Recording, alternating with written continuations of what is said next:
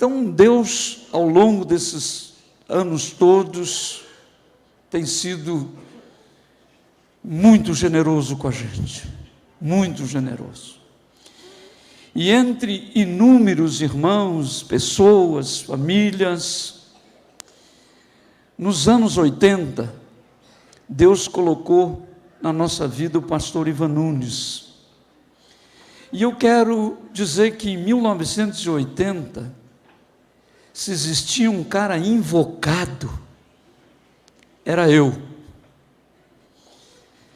O sujeitinho invocado.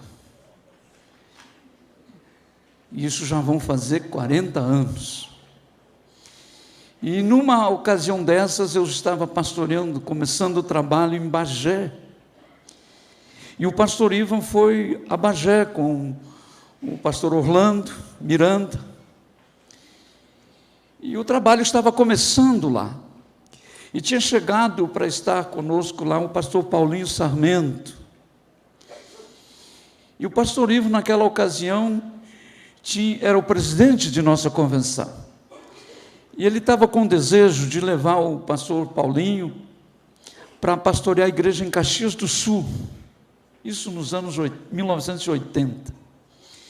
Rapaz do céu, e eu fiquei sabendo que ele estava querendo fazer isso. E imediatamente eu convoquei uma reunião com o presidente da convenção. Pensa num cara invocado. Convoquei uma reunião lá numa salinha, lá na casa de um irmão, e chamei o presidente da convenção, o pastor Ivan Nunes, para uma conversa. Reuni mais uma meia dúzia de irmãos ali,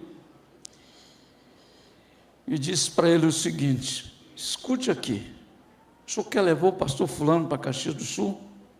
O senhor primeiro tem que falar comigo, que sou pastor aqui em Bagé.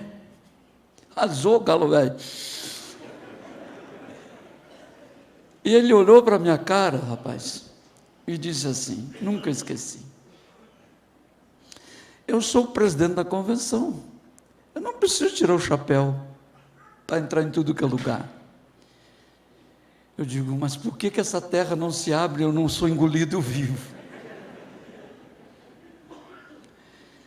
Então esse era eu, lá nos anos 80. Mas Deus colocou o pastor Ivo, ele entendeu a minha meninice, a minha imbecilidade, me amou desse mesmo jeito e me chamou para estar ao lado dele. E aí nós começamos uma caminhada maravilhosa, que durou algumas décadas, e até aqui nos ajudou o Senhor. Eu nunca pensei, naquele tempo, que eu ia ter o privilégio de ser presidente da convenção, a honra, e de ter a satisfação de recebê-lo como palestrante, como ministrante de nossa convenção. Eu faço esse registro para que a gente que tem mais tempo de estrada tenha paciência com aqueles que estão chegando, porque às vezes a mercadoria é de grande valor e a gente não sabe. Então pediria a este plenário ficar em pé, e com muita honra, pastor Ivo, com muita alegria, eu quero lhe receber em nome do Senhor Jesus. Pastor Ivan Nunes é membro do nosso Conselho Apostólico, é o coordenador eclesiástico de nossa denominação no país, é um abençoado e ungido servo de Deus, que tem sido guardado por Deus. E nós temos então a alegria de aplaudir a Deus pela sua vida, pela sua família, pelo seu ministério, e lhe recebê-lo agora, em nome de Jesus.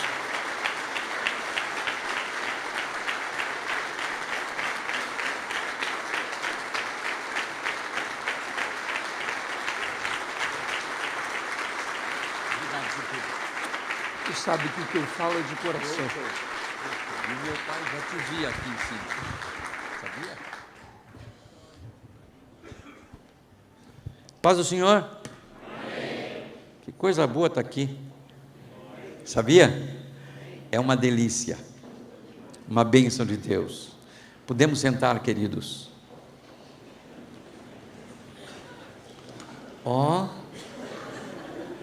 Antes era Vivi que trazia, agora é tu, meu amor. Coisa maravilhosa. Queridos,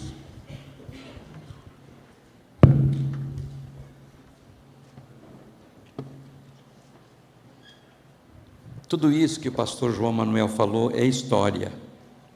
Não é história, é história.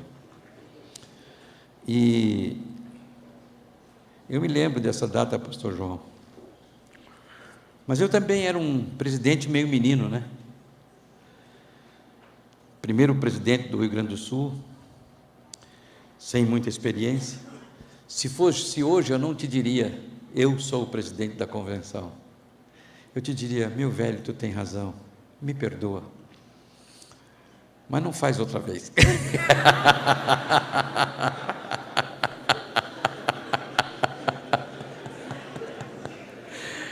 Eu diria isso para você, querido. Irmãos, nós temos uma história muito linda, e o mais lindo dessa história é que nós todos somos bastante diferentes. Escuta, eu entrego que horas?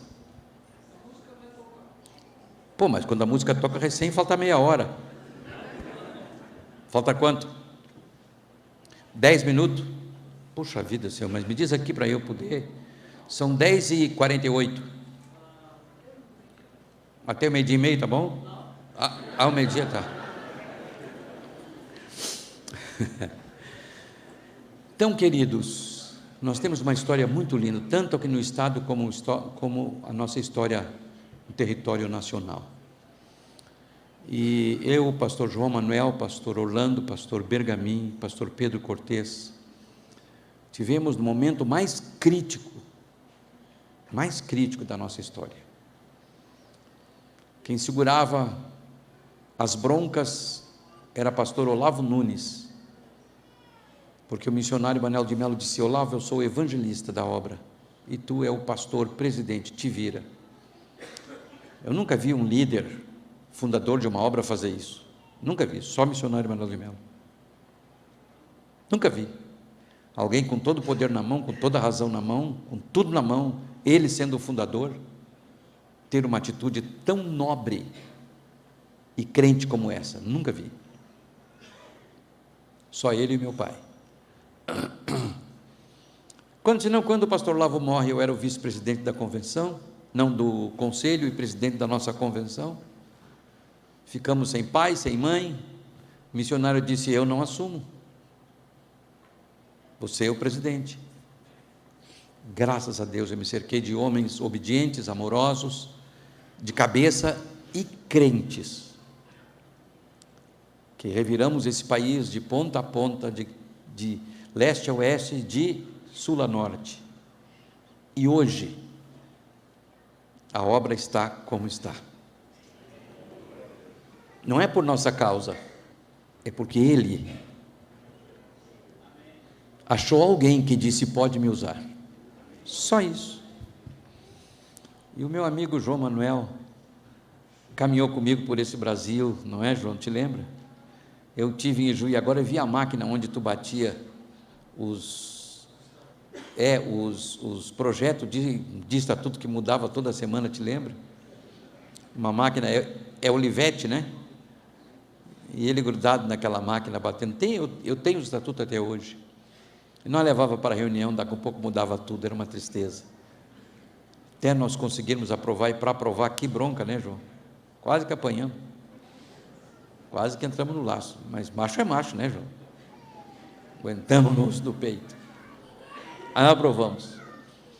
E hoje é a base dos nossos estatutos nacional e a base dos estatutos de nossas convenções, com algumas coisas adaptadas à realidade do Estado. Obrigado, queridos, por me convidarem para ser o preletor. Estou muito feliz, com 75 anos, de não ser nada a não ser um servo de Deus.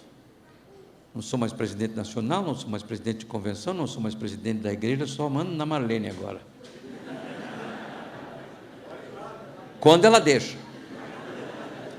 Quando ela deixa. Ela não pôde vir, queridos, ficou cuidando dos netinhos lá e cuidando das nossas coisinhas. Mandou um beijo para vocês, um abraço para vocês. Amém? Vamos à palavra. Muito grato a Deus, muito feliz, porque Deus é maravilhoso. Antônio, você que é do Acre, que está aqui, olha aí para trás, te levanta aí, cara. Olha lá para trás.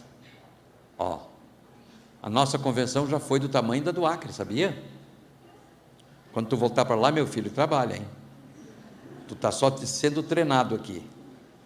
Amém? O pastor Antônio, ele é do Acre, é um servo de Deus. Orem por ele, pela esposa. Eles vieram para cá, estão lá. Estamos cuidando dele e da esposa na Cerro Azul. Ele veio porque a esposa tem que fazer um transplante de rim. E ela está na fila do transplante. Ele é pastor no Acre e nós estamos cuidando dele lá. Depois que ela estiver boa, depois do transplante, ele volta para o Acre, porque ele tem que fazer uma obra muito grande lá. Então olha tudo isso, filho. Nós éramos menor do que vocês no Acre, sabia? Hoje já tem uma organização lá. Antes nós nem isso tínhamos, era só pela fé. Abra sua Bíblia, querido, em Tiago capítulo 5, versículo 20. Tiago capítulo 5, versículo 20.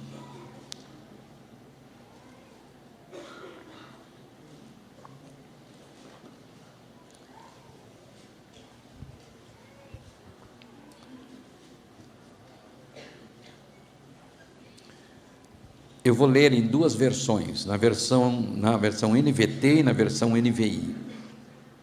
Posso ler? E vocês acompanhem por aquela que está na sua Bíblia, ou se não, por aquela que está na tela. O amor cobre uma multidão de pecados. Saibam que quem trouxer o pecador de volta ao seu desvio, de seu desvio, o salvará da morte, e trará perdão para muitos pecados. A NVT, a NVI. Lembrem-se disto: quem converte um pecador do erro de seu caminho, salvará a vida dessa pessoa e fará que muitíssimos pecados sejam perdoados. Muito obrigado, Senhor, por tua palavra, que ela por si ela é viva, ela é eficaz e ela fala sozinha. Não precisa de nossa argumentação. Por isso, tudo que os meus lábios disserem, que não esteja fora da tua palavra, que não seja coisa do entusiasmo ou coisa da cabeça humana, mas aquilo que for do teu Espírito. Queridos, o pastor Russell Shedd, ele diz o seguinte a esse respeito desse texto: a conclusão tem em vista todos os erros mencionados na epístola, nos quais, porque a epístola de Paulo aponta um erro para cima, para baixo, para a direita e para a esquerda, que nós não devemos cometer. Usando os 54 mandamentos de Tiago, com oração e carinho para a conversão da pessoa errada. Lucas 22, capítulo 32, diz o seguinte: mas eu orei por você para que sua fé não desfaleça. E quando você se converter, fortaleça seus irmãos. Queridos, nós não salvaremos somente o período de uma vida quando está errada, mas salvaremos uma pessoa da morte eterna. Então, como evitar a repreensão do mundo também a respeito da igreja? Um dia eu disse numa reunião de diretoria, quando eu era o presidente da convenção, eu digo: irmãos, nós temos que aprender a cobrir as nossas costas uns dos outros, a cobrir. E um dos pastores não entendeu direito, diz ele assim: cobrir pecado é pecado. Digo: eu não estou falando isso, não estou falando isso. Um tempo muito difícil. O verso 19 diz: meus irmãos, se algum de vocês se desviar da verdade e for trazido de volta, isto quer dizer esfriamento, falta de vigiar, ou se afastar do primeiro amor. Este afastamento da verdade é da igreja do Senhor, comumente ocorre de forma gradativa.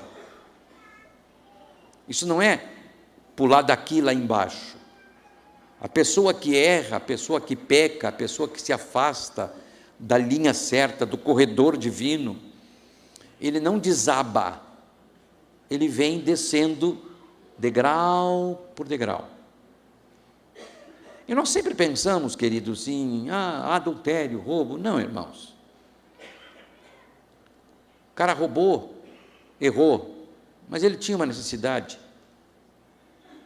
tinha uma motivação, mesmo que errada. Adulterou, mas fracassou num pecado que só não concorda comigo quem não conhece, num pecado prazeroso. Se alguém disser que o sexo não é prazeroso, irmão, vai no médico. Procura um médico, porque tem alguma coisa em você que está errado. Deixa isso aí para a minha idade. Aí não tem problema. Aí não tem reclamação. Agora, tem pecados, irmãos, como trair o companheiro, como trair a denominação, que são piores para mim. Porque é uma motivação mais aguda, entende? Mais aguda, mais...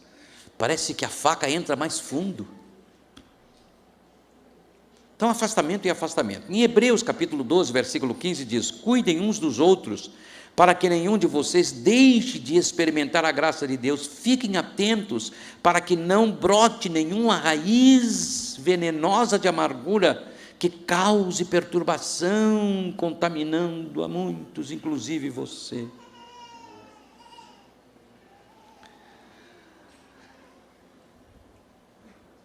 Então nós temos que saber, irmãos, que é minha obrigação, é nossa obrigação, cuidarmos uns dos outros. Cuidarmos uns dos outros.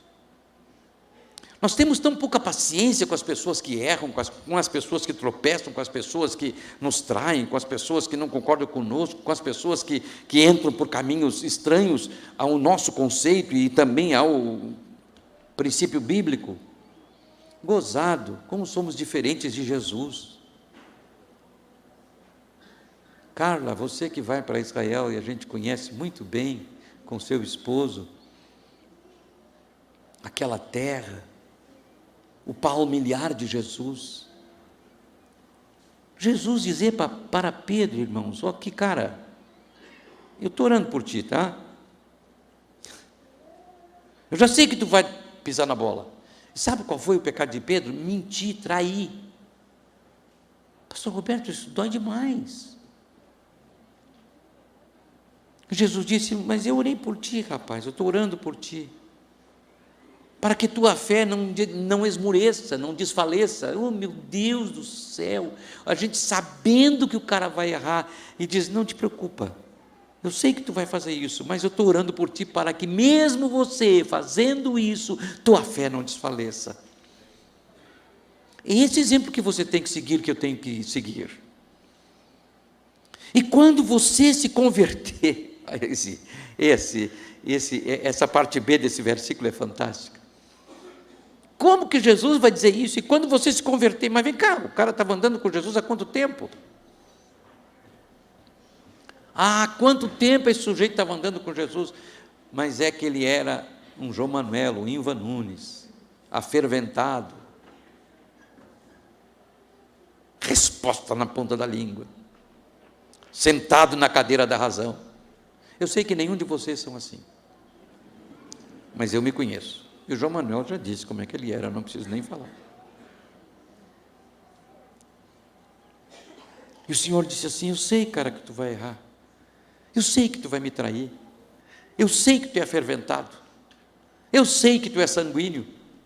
Eu sei que tu é respondão. Eu sei que tu vai desanimar. Mas, Pedrão, eu estou orando por ti, para que tu não perca a tua fé. Eu estou orando por ti, para que tu não te desvies.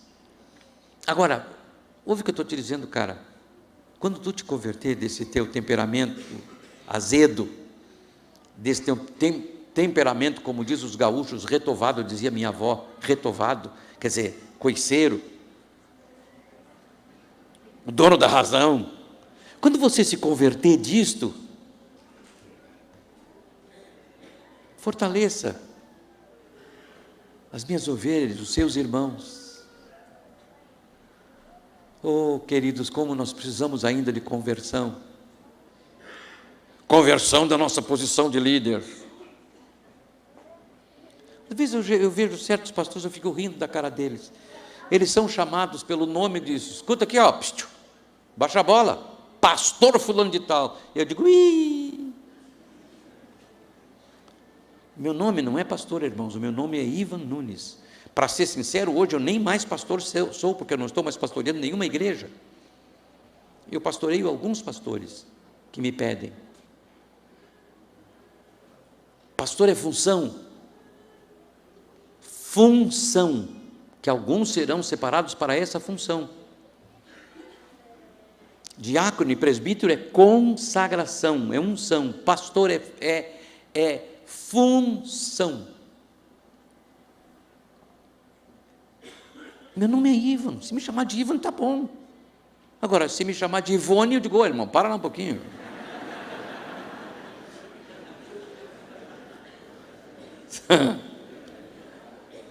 Aí não, Ivone tem a santa paciência. Por quê? Não, é Ivan. Queridos, nós temos que aprender uma coisa: a parar de perder. As igrejas pentecostais têm a porta da frente escancarada, mas tem a porta do fundo maior do que a da frente. Por uma razão, eles não cuidam uns dos outros.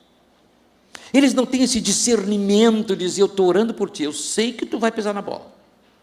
Eu sei que tu vai cair de novo. Tem uma história que o pastor Abe Uber conta que eu fico apaixonado e que é verdade. Ele ganhou uma alma lá em Santarém, um camarada que tinha um potencial tremendo, mas o sujeito era lombo de ser vergonha, cachaceiro, adúltero, foi para a célula, se converteu, foi para a igreja, daqui a um pouco desviou, que nem a porca lavada, né? Voltou para o charco, para o lodo, e cada irmão que ele via na cidade de Santarém, que não é tão grande, ele se desviava. Um dia o pastor Abe está caminhando pela rua e viu ele tentou desviar, o pastor Abe atravessou a rua, foi lá, na frente dele e disse, eu te amo, estou orando por ti, o teu lugar é na igreja. Irmão, se fosse eu deixava ele, vai endemoniado, te lixa, filho do diabo. Hoje eu não faria, mas antes faria, Roberto, mas nem tinha dúvida, porque eu precisava me converter, eu estou me convertendo ainda, continuo. Pastor Abe foi lá, o cara disse, pastor, eu vou na igreja, que nada, irmãos.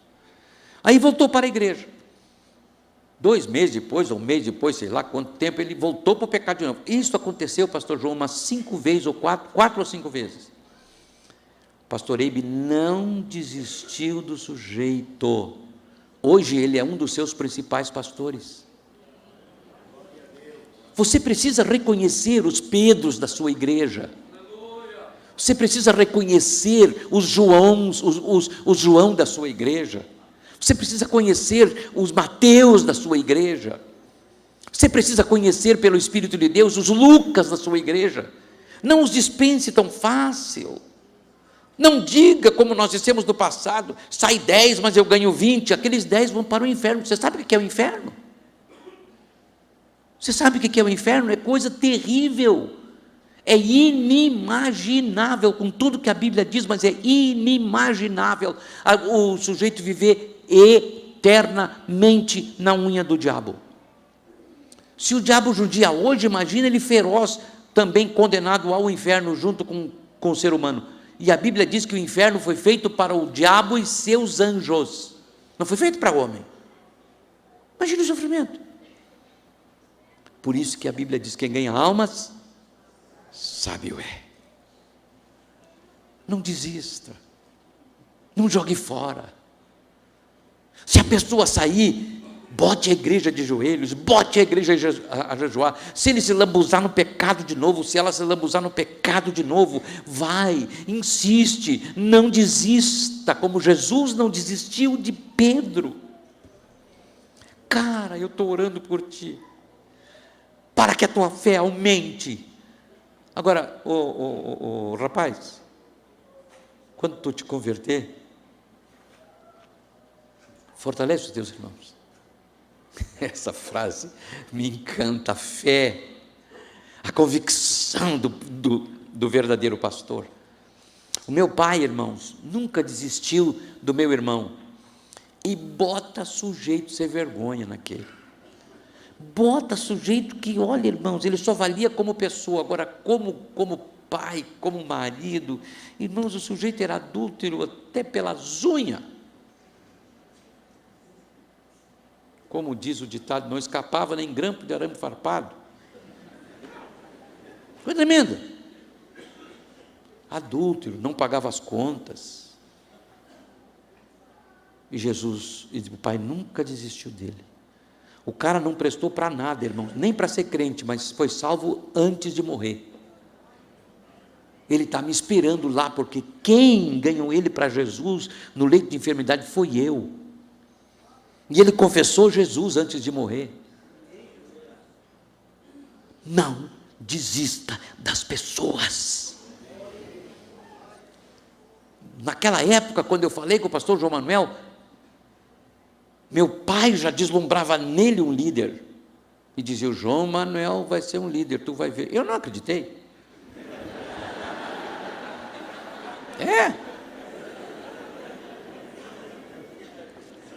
Esse pica-fumo que vem lá em Santiago.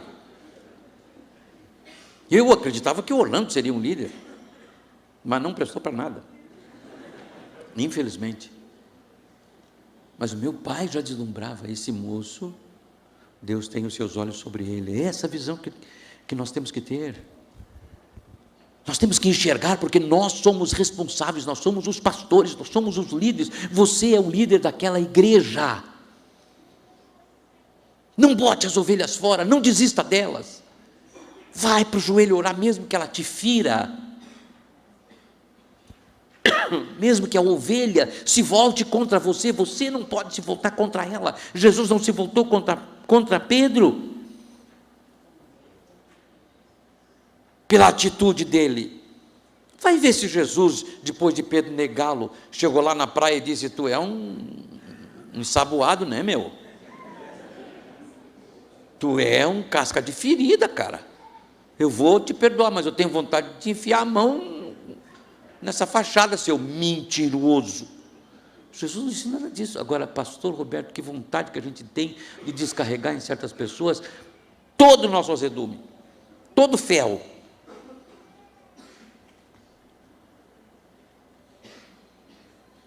Jesus só disse dele o seguinte: tu me amas? Meu Deus do céu. Pedro, tu me amas? Ele disse: claro, Senhor, tu sabe que eu sou, tu é o cara para mim. Caminhando pela praia, só ele e Jesus. Daqui a pouco Jesus conversa para cá, conversa para lá: Pedro, tu me amas? Ele: Senhor, claro que eu te amo. Então faz o seguinte: apacenta as minhas ovelhas. E o Pedrão estava esperando a pedrada, né? Pedrão estava esperando a mão no peito, porque Jesus já tinha dito para ele: para trás de mim, Satanás, que não entende as coisas que são do meu Pai. Mas ele: vai sobrar. Vai sobrar. Daqui a pouco Jesus pergunta a terceira vez: Pedro, tu me amas? Aí o Pedro diz: Senhor, Tu sabe o homem que eu sou. Tu conhece todo o meu ser. Tu conhece todos os meus erros. Tu conhece que eu sou fraco. Tu conhece que eu pisei na bola.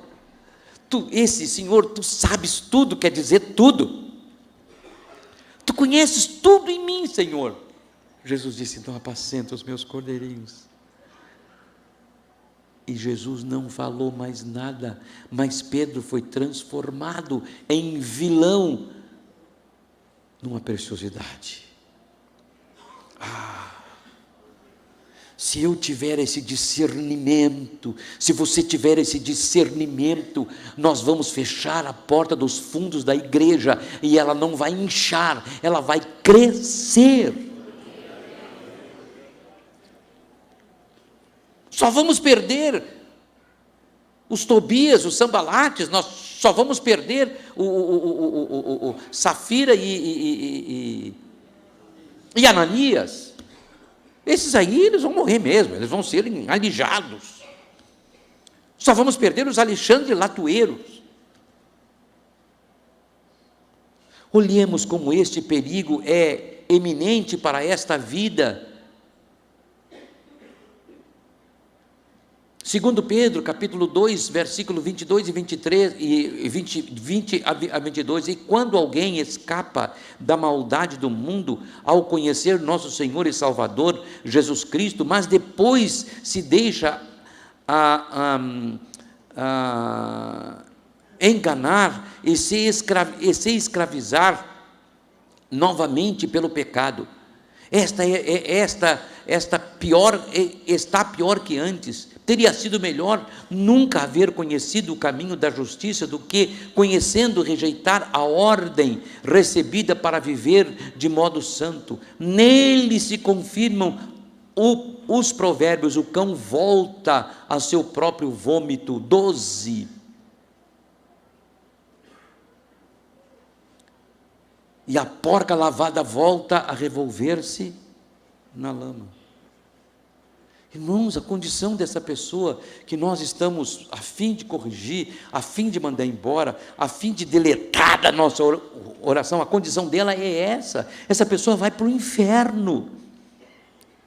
E a minha missão e a tua missão é de ter um pouco mais de misericórdia, um pouco mais de paciência, sem confundir o altar. Sem confundir o altar.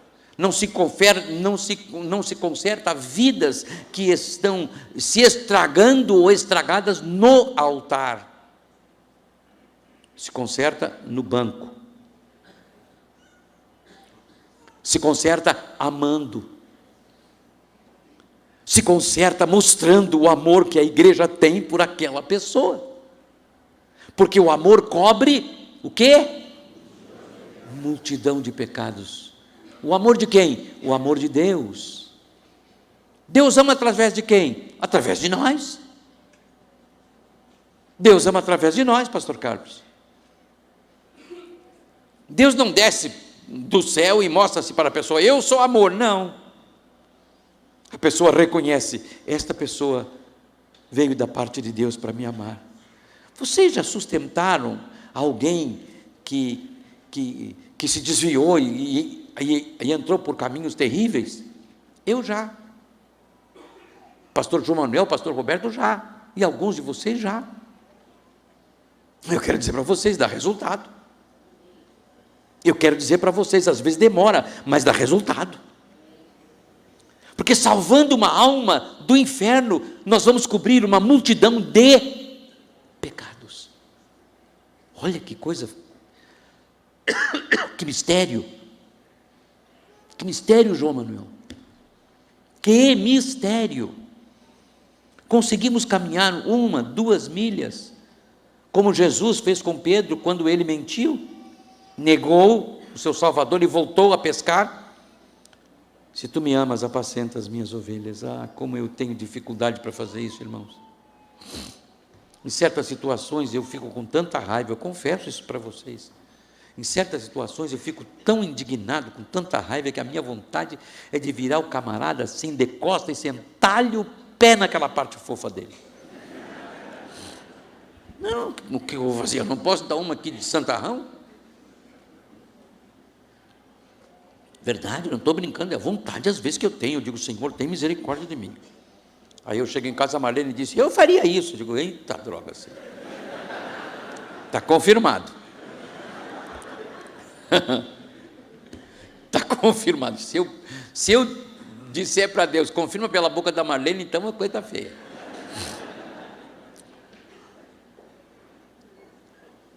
Porém, é este mesmo Pedro que escreve nos versos anteriores, e agora diz, 1 Pedro 4,8, acima de tudo, amem uns aos outros sinceramente, pois o amor cobre muitos pecados. Aleluia. Pedro tinha essa experiência, irmãos. Ele não adulterou, ele não roubou como Judas, mas ele mentiu. Qual é a diferença? Ele negou Jesus, meu Deus do céu. Não conheço esse cara. Está ficando louca a mulher. Não sei quem é esse homem. Ô rapaz, a tua fala te denuncia. Ele praguejou. Eu não conheço. Esse homem vai te catar, vai dormir com as pulgas. Eu não conheço esse homem. Eu estou parafraseando o texto, é claro. Rose, o que mais me encanta é que Jesus não jogou isso na cara dele. Nós sentamos o sujeito na nossa frente, tu fez isso, fez isso, fez isso, fez isso, fez isso, fez isso. E daí? E agora? Fazer o quê? Vira de costa aí que eu vou te mandar para a lua. Ou para os quintos do inferno. Nem sei se tem quinto, né? Céu eu sei que tem 3, no inferno não sei se tem 5. A Bíblia pelo menos não diz. Nós temos que mudar o nosso conceito, igreja. Nós temos que mudar o nosso conceito. Se nós conseguirmos trazer alguns dos nossos que está lá fora, que está tampado, que está coberto de pecado, que está atolado até o pescoço, até a pestana, até os cabelos, se nós conseguirmos trazê-lo à razão, trazê-lo ao bom senso, trazê-lo a humilhar-se diante de Deus, nós estamos cobrindo uma multidão de pecados, gente. E salvando uma alma do inferno. O que diz a palavra? Que há grande alegria no céu por uma alma que se converte. Ô Igreja Brasil para Cristo, alegre o céu. Ô Igreja Brasil para Cristo, promova festas constantes nos céus. Ô Igreja Brasil para Cristo, feche as portas do fundo da sua igreja, para que só os Tobias, os Sambalates, só os Alexandre Latueiros, só os Ananias e Safiras se mandem, só o joio seja jogado fora, mas fora o joio, ninguém. Se eu pudesse, irmão, se a Bíblia me autorizasse, eu ia pegar o joio pelas goelas, e dizer, sai daqui, demônio do inferno. Mas a Bíblia não deixa eu fazer isso. A Bíblia diz que quem vai tirar o joio é coisa do céu. Mas Deus pode ter misericórdia de nós e mandar um joio embora, né? O problema é que eles vão para outras igrejas. Se o joio fosse para o mundo, tá bom. Agora, que vantagem? Tira daqui e leva para a Assembleia de Deus. Tira da Assembleia de Deus e traz para cá. Não, irmão, o que está na Assembleia, deixa lá, que já chega lá. O que está aqui, irmão, vamos administrar pela graça de Deus. Vamos deixar Deus administrar isso.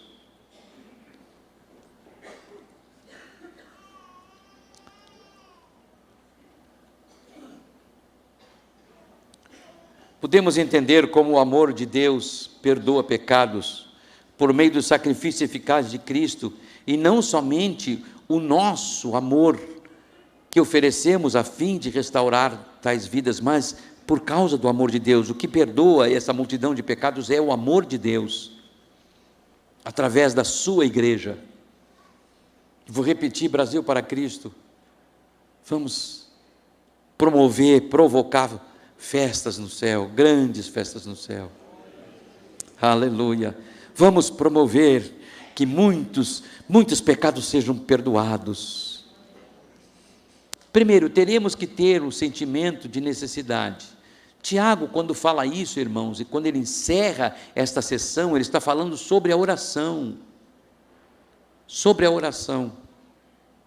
Entre vocês há alguém que está sofrendo, que ele ore. Há alguém que se sente feliz, que ele cante louvores. Entre vós há alguém que está doente, que ele mande chamar os presbíteros da igreja, para que estes orem sobre ele e o unjam com o óleo, em nome do Senhor Jesus. Cuidado, mas essa pessoa que vai fazer isso tem que ter alguma prerrogativa para que a porta dos céus seja aberta para a sua oração. Isso não é para qualquer um. O texto vai indo, e você vai ver que não é qualquer oraçãozinha micro-ondas. Ora por mim, Jesus abençoe essa pessoa. Amém. Quando não fala umas línguas estranhas que ninguém entende, nem o céu. Aquela oração que é feita no Monte João. Aquela oração que é feita em jejum. Diferente. Aquela vida de oração de madrugada que o Senhor te acorda e você diz, eu vou dormir, não vou orar coisa nenhuma. É essa que te prepara, e a leitura da palavra que te prepara para fazer uma oração e Deus responder. Cuidado, não é assim não mais, irmãos. Não é essa oraçãozinha micro-ondas, essa oraçãozinha como eu faço a oração para comer. As minhas netas já sabem de cor. Senhor Jesus, muito obrigado por esse alimento, eu te agradeço no teu nome e te peço a tua bênção, amém. E elas olham para mim, poxa, oraçãozinha decorada, hein?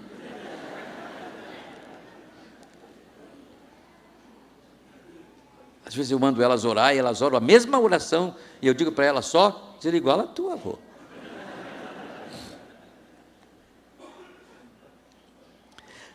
Fé desapossada de dúvida. Essa pessoa que faz essa oração, irmãos, ele precisa ter fé desapossada de dúvida. Tiago 1,6, mas quando pedirem, façam-no com fé, sem vacilar, pois aquele que duvida é como a onda do mar, empurrada e agitada pelo vento. Essa pessoa que vai tratar com outro para poder ter esse nível de amor com aqueles que erram, com o pecador, com aqueles que estão fracassando, com aqueles que estão naufragando, precisa ter esse nível de oração, filho. Precisa ter fé. Precisa singeleza de coração, Tiago 1,8, pois tem mente dividida e é instável em tudo que faz. Essa oraçãozinha desse tipo de pessoa, irmão, não passa do teto, só chega no ouvido, porque a pessoa, ela tem mente dividida, ela ora pensa uma coisa, outra hora pensa outra coisa, ela está orando, está dizendo, mas ele não vai receber, eu vou orar, mas eu vou pedir, mas isso é incrédulo, isso é um infeliz. Mente dividida, está orando, mas não está acreditando na oração. Isso acontece muito. Só você ir nos cultos de oração lá, aquelas irmãzinhas no círculo de oração pedindo coisa lá, e a outra dizendo, não vai acontecer, a filha dela é uma jararaca, a filha dela é isso e aquilo. Corações divididos, mentes divididas. Petição, Tiago 4,2, vocês cobiçam coisas, mas não as têm, matam e invejam, mas não conseguem obter o que desejam. Vocês vivem a lutar e a fazer guerra, não têm porque não sabem pedir. A Bíblia se explica, irmãos. Eu não posso ser assim. Se eu for assim, eu não vou entender essas coisas que estamos falando. Eu não vou compreender a dor do outro, porque eu não sei pedir nem para mim. A maioria das orações, irmãos, é um pede, que dá gosto. E você já fez um jejum para agradecer? Você já fez um jejum para adorar? Que este é o verdadeiro sentido do jejum, é a adoração. O verdadeiro sentido do jejum é adorar. Senhor, eu vou te oferecer até o meu dia, só para te adorar, não quero te pedir nada, eu quero te adorar. Quando Jó Não pediu, não reclamou. Orou pelos seus algozes, pelos seus amigos, entre aspas, que o chamaram de ladrão, que o chamaram de adúltero, que o chamaram de tudo que é coisa. Sabe o que foi que aconteceu? O Senhor mudou a sua sorte.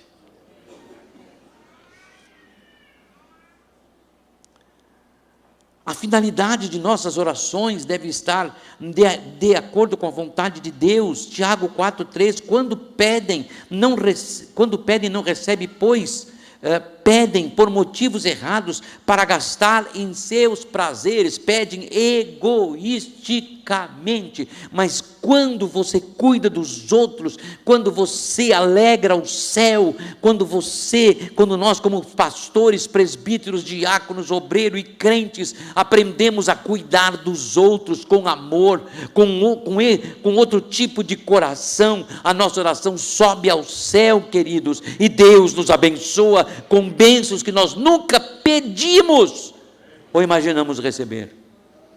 O pastor João Manuel nunca imaginou ser presidente dessa convenção, e naquela época nem se imaginava. Tem hoje.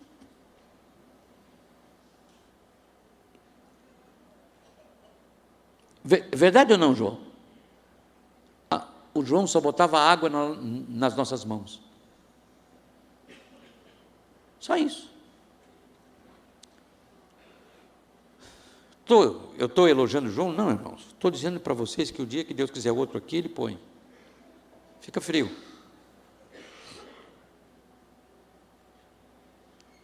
Abençoe. Ore pelos outros. Brasil para Cristo, vamos mudar o conceito religioso dessa nação. Aquele conceito de crente egocêntrico. Venha, porque Jesus vai fazer tudo na tua vida, tu vai comprar hoje já nem se fala mais em BMW, né? Tu vai comprar um Rolls Royce, é assim que se fala? E o dinheiro para botar gasolina, como é que fica? Hein? IPVA. Meus irmãos, nós temos que deixar de ser uma igreja egoísta, uma igreja egocêntrica. Nós temos que sentir a dor dos outros. Por isso Tiago está falando isso para nós, por isso Pedro falou isso para nós, queridos. Eu, quando oro, antes de orar pelos outros, eu tenho que confessar os meus pecados, porque eu não sou o Ivan Santinho. Tiago 5,16, portanto, confesse os seus pecados uns aos outros, e ore uns pelos outros para serem curados. A oração de um justo é poderosa e eficaz. Aleluia! Vamos estar dispostos a cobrir pelo sangue de Jesus uma multidão de pecados. Salmo 66, 17, 18 diz, pois a Ele clamei por socorro, e o louvei enquanto falava, ou o adorei enquanto falava. Se eu não tivesse confessado o meu pecado em meu coração, o Senhor não teria ouvido. Feita em santidade. Feita em santidade. A oração do justo é poderosa e eficaz. Irmãos, a oração de uma pessoa que anda certinho, que faz as coisas certinhas, tem uma força. Irmãos, vocês não têm noção. Tem uma força maravilhosa, tremenda. Muito pode a oração feita por um justo. Constância. Não podemos parar de orar. 1 Reis 18, 42. Acabe foi comer e beber. Elias, porém, subiu ao topo do monte Carmelo, prostrou-se até o chão, com o rosto entre os joelhos e orou. Constância. Não para de orar.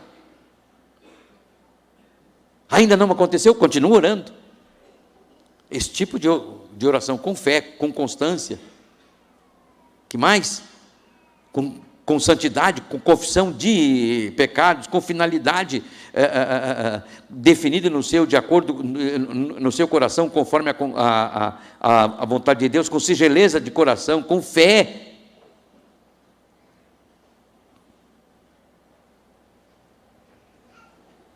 Tiago 5, 17 e 18, Elias era homem como nós, e no entanto, quando orou insistentemente para que não caísse chuva, não choveu durante 3 anos e meio. Então ele orou outra vez, e o céu enviou chuva, e a terra começou a produzir suas colheitas.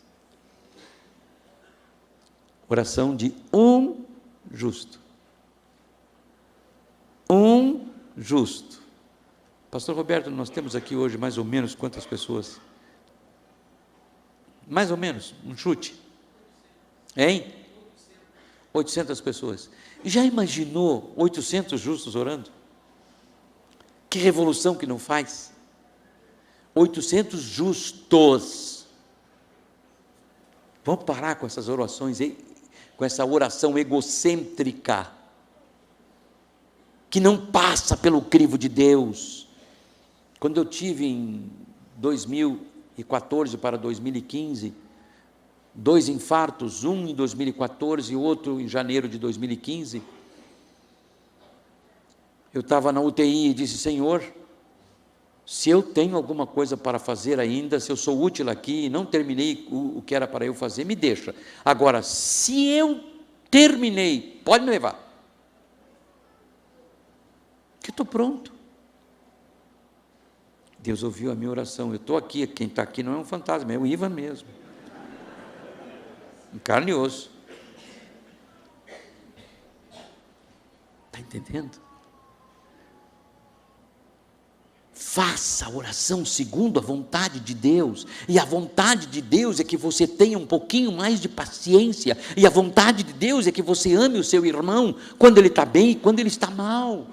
Isso tem em todas as igrejas, em todos os ministérios, gente que tropeça, gente que erra, gente que peca, tem em todo o lugar, irmãos, e nós não somos tão santinhos assim para dizer, eu não faço, cuidado, a Bíblia diz, quem pensa estar de pé, cuide para que não caia.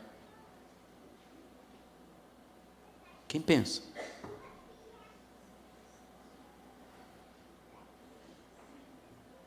Ô Brasil para Cristo, querido, amado, vamos nos converter e olhar para Jesus e dizer, me ensina, Senhor, fazer o que tu fizestes com Pedro.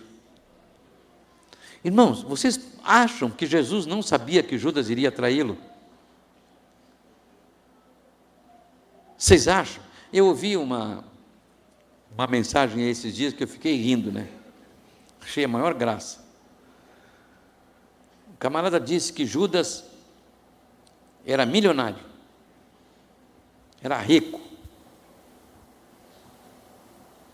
Olhei e digo, mas que besteira.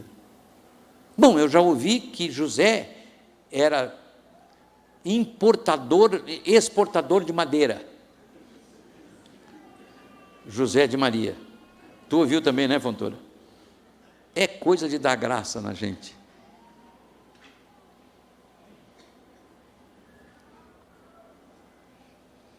Judas, irmão, Jesus sabia de tudo. Agora vocês me abram a Bíblia nos 4 evangelhos e vejam o que Jesus falou para Judas nestes 3 anos e pouco a respeito disso. Nada.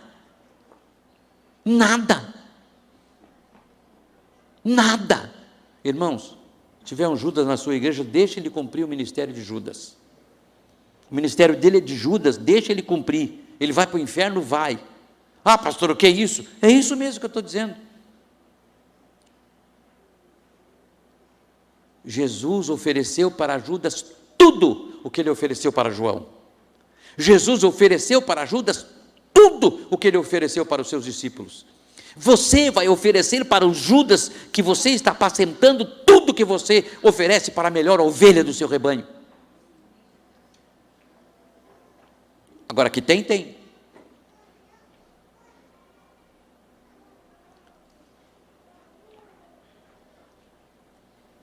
Brasil para Cristo, irmãos, em nome de Jesus, tem que ser diferenciado no seu comportamento, e nós estamos caminhando para lá. Vamos buscar a Deus, vamos levantar de madrugada, vá para as reuniões de jejum e oração, não para pedir tanto, mas para adorar a Deus, e para orar justamente pelas pessoas que lhe perseguem, justamente pelas pessoas que lhe judiam, justamente pelas pessoas que pecaram, justamente pelas pessoas que estão lá, que nem porca lavada, lá se revolvendo na lama. Ore por eles, porque enquanto você estiver jejuando e orando por eles, o Senhor vai trocar a tua sorte, aleluia. O Senhor vai trocar aquilo que você tanto precisa. Eu, quando era mais novo, não tossia assim.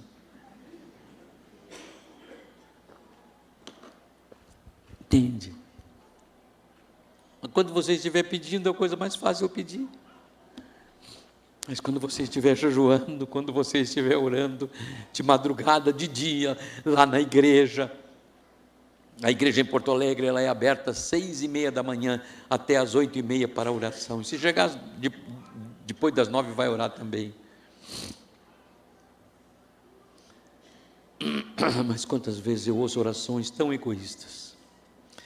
Experimente orar por quem está caído, experimente orar por quem está fraco na fé, experimente orar por aquele casal que está se separando, e vá fazer uma batalha espiritual lá no céu, vá guerrear nas regiões celestiais por amor a este casal, e o Senhor vai dar tudo aquilo que você tem desejo, porque Deus tem prazer em dar, e ninguém ganha de Deus no dar, gente. Brasil para Cristo tem que entender estas coisas. Nós temos que compreender e ter o discernimento, irmãos, que não é eu que levo as pessoas a se perder, mas as pessoas se perdem porque querem se perder. Tem Judas, tem Alexandre Latueiro, tem joio, tem aquele mago que Paulo disse, chamou ele de filho do diabo. Como é que era o nome dele? O mágico Simão.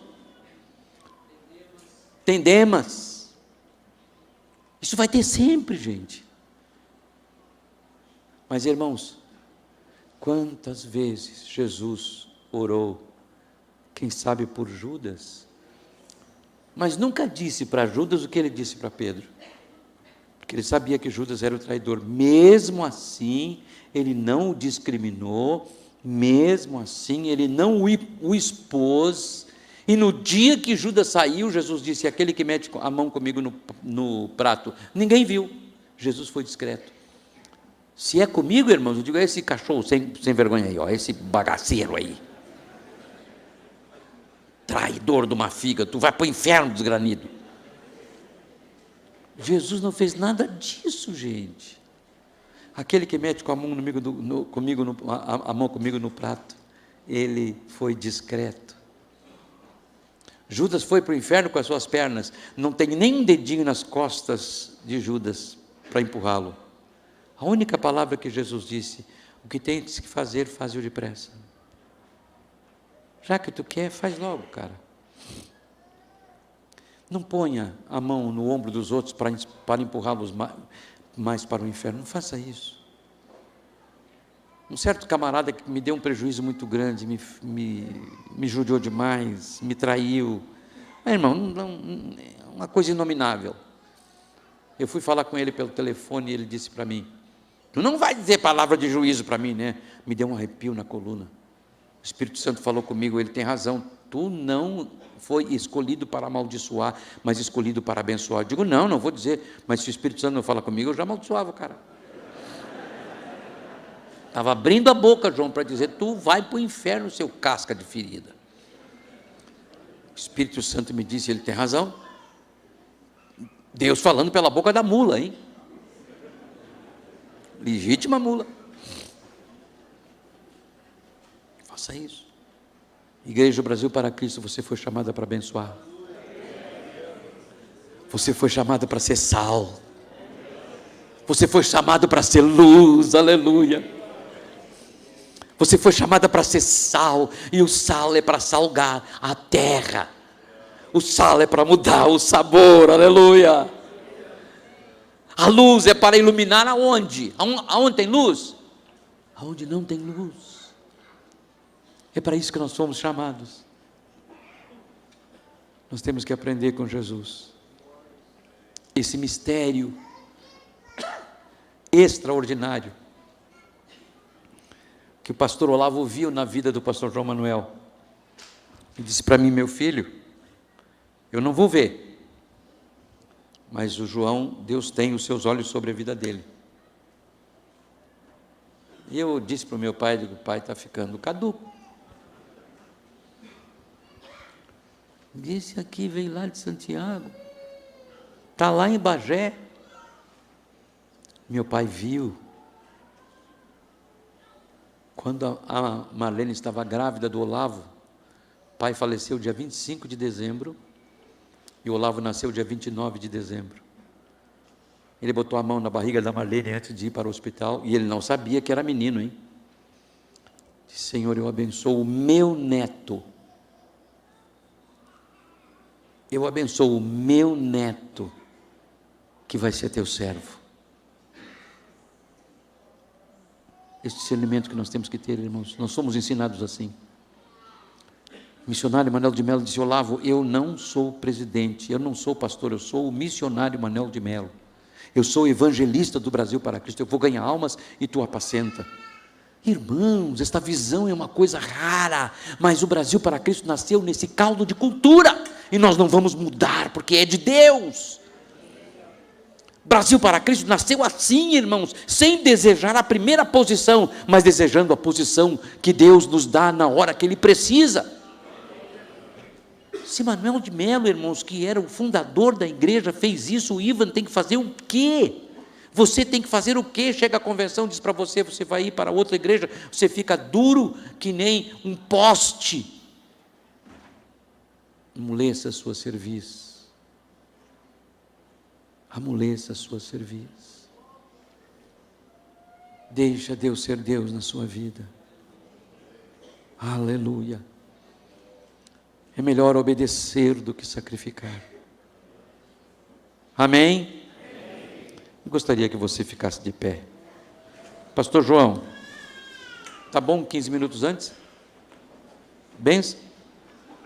Eu não sei se eu estou terminando porque a inspiração está acabando ou se eu estou com fome mesmo. Estou confundido. Põe a sua mão no seu coração, amado. Senhor Jesus, nós não nascemos, essa denominação não nasceu na égide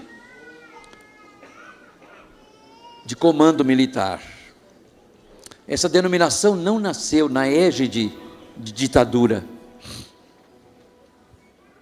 Essa denominação não nasceu na égide do eu, mas os seus líderes abriram mão para que outros fizessem. Seus líderes reconheceram o ministério para o qual eles foram chamados. Nos ajuda a seguir por esse caminho, Senhor. Ninguém é dono de posto algum. Todos diziam, a família Melo vai mandar sempre, a família Nunes vai mandar sempre. Pois bem, Senhor, nenhuma das duas está mandando. As duas hoje estão obedecendo. Por quê? Porque a obra é tua. Isto é, essa denominação que nasceu assim. E quando tu voltares, eu espero que ela esteja assim, Senhor. Que nós entendamos, que nós consigamos a gerar bons líderes, que nós consigamos a gerar ovelhas e não bodes, que nós consigamos em nossas igrejas, Senhor Jesus, trazer de volta aquele que está enlameado, limpá-lo, lavá-lo, e que uma multidão de pecados lhe sejam perdoados, porque é isso que te agrada, Senhor, é isso que te alegra, é isso que te faz, que dá festa no céu. É por isso que tu morreste, Senhor Jesus, para que ninguém se perca. A Bíblia diz que Deus não quer que ninguém se perca.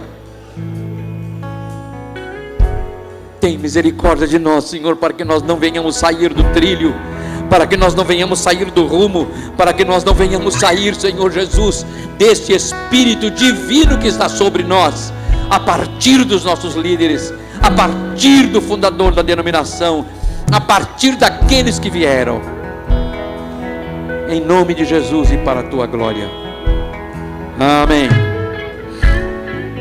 Queridos, para provar isso que eu estou dizendo, pastor Pedro Cortez está com o Senhor.